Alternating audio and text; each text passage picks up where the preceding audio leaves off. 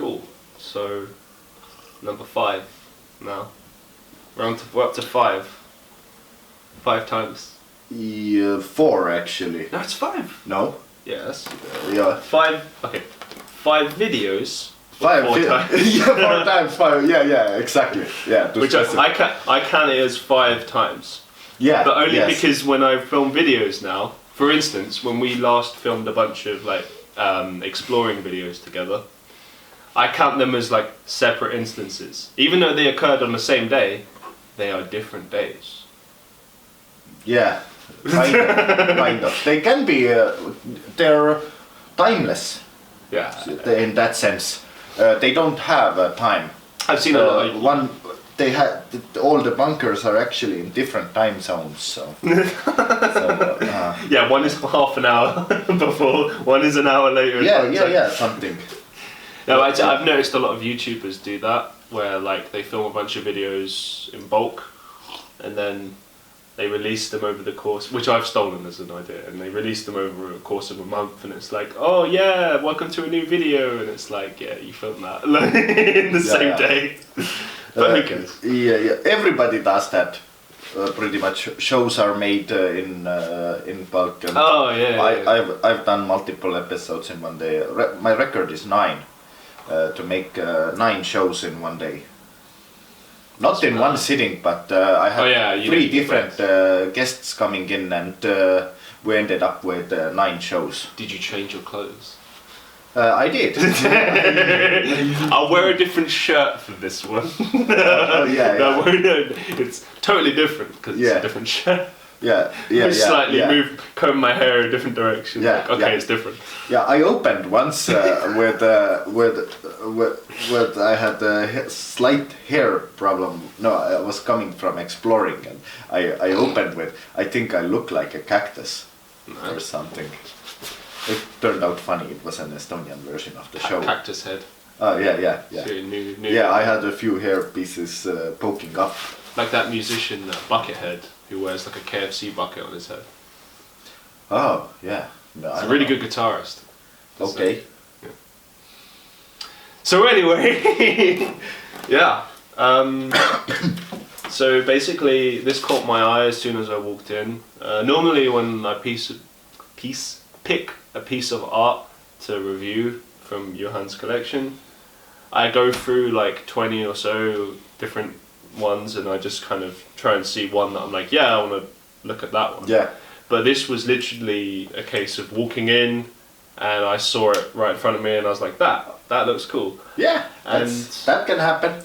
It's mainly because I think the way that you chose to paint this horse, I found kind of interesting.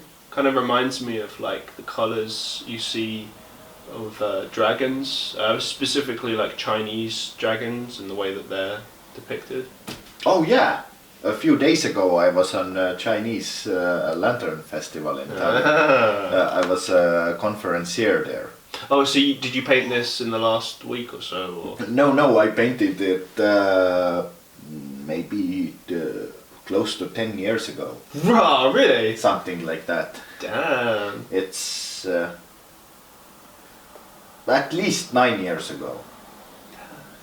Or something like that. That's not the most, not the oldest painting, but it's older than last week. It's kind of cool how art can like, kind of like when you take a photo, it's the same principle. Like as long as it's kept in good condition, it can last for as long as you want and still look like it was painted yesterday, kind of thing. Yes, exactly. Well, art is timeless and it is forever. Yeah, but you know, like how sometimes you get a piece of art and like really famous pieces of art that have to be maintained all the time, and like if they're not maintained, there's like discoloration and they look old.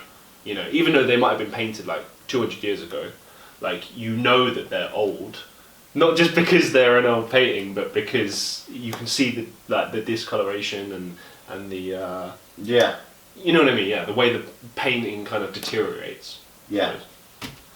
No. But yeah, so I kind of thought it's like a dragon horse. Yeah, that's pretty good idea. I didn't figure out an exact title for this work. There you go. That's his name, Dragon Horse. Yeah, it's a good one. Or if you want one of those sometimes titles develop from discussions like those, and it may be a good one. Or if you want one of those long kind of like out there titles, like like a Beatles song, it can be like Dragon Horse in the Fields. Okay. So, like strawberry fields for a field here, but okay. It's a field. There's grass. It's a field. Yeah, it's more like a track in a bush. A small path there. I like how you've used different kind of styles here, because obviously you've got, I don't know what you would call it, but like these to me are more like cartoony style drawings. Kind of, yes. Yeah, and then this is more like you're straight up just painting. I don't know. I'm not expert art critic, so I apologise. But like at the same time, I can distinguish that these are two different styles at least. In like the way you've painted them. Yes. I do paint in different styles and I mix them together. I use some kind of a comic approach and then I'll proceed with more like painting approach, and sometimes I'll just glue a photograph in the middle. I was going to get to somewhere. That. Like I was looking at that and I was thinking, that's you paint that? No, I didn't. I said, but sometimes you can't tell. Like sometimes you get those paintings where it's like they're so well done that it's like almost impossible to tell. Like I've seen some stuff. Not really. No, you have to look close, and you will. I can show you some art where you'll question that. Like seriously. Like no, if I see the art piece as it is, if I see a picture of an artwork online, then it's hard to distinguish. But if I see a picture in real life, like this one here, then I can instantly tell what it is. Well, if not even instantly, if I look close, then most likely you will be able to tell that this is a painting part and this is a photograph and this is a drawing. See, I think you've picked up on a good point there as well, because I was obviously referring to what I've seen online. Yes, exactly. Also, I think maybe you could argue that you have like an artist's eye as well, because I may, yeah. But that's what I mean, because I'm not an artist. Like I'm a musician, a writer, these kind of things. But I don't really.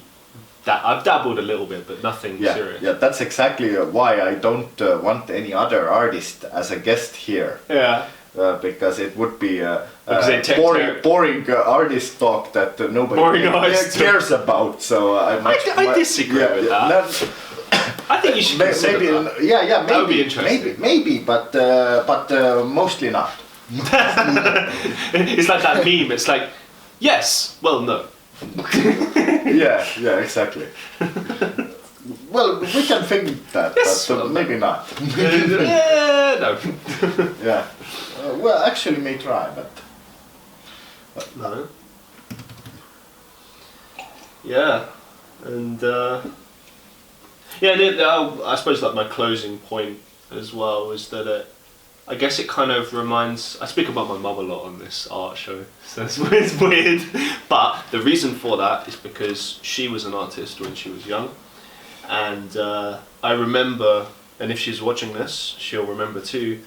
I don't know if she still has it, but she painted this like dragon that like I had in my room for many years as well, and it had very similar colours to this, and ironically it was a picture of a dragon, so it all kind of ties in together. And I suppose when I saw it, for me it's like a sense of familiarity. Like maybe I guess the wider point could be like sometimes you're drawn to things because they're familiar, and for me these colours in this way, this usage of these colours is familiar to me, so maybe that's why it caught my eye. Yeah, maybe. Yeah, that's an interesting story that comes out. Cool story. There are. Yeah. Go on. Yeah, I was thinking thinking back that